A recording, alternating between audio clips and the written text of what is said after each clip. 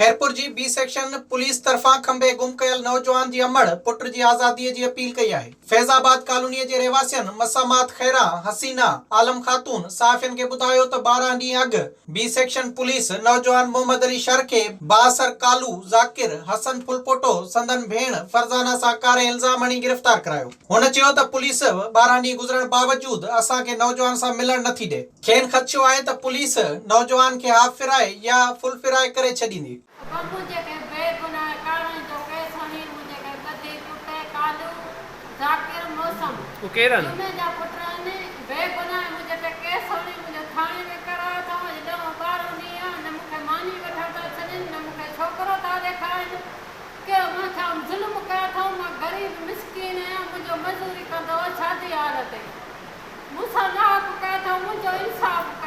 औरत चिताव ॾिनो त संदन नौजवान पुट मोहम्मद अली के आज़ाद न कयो वियो त हू थाणे आॾो पाण के बाहि ॾेई साड़े छॾींदी। विजिट कयो अवामी आवाज़ मीडिया ग्रुप की वेबसाइट awamiawaz.pk।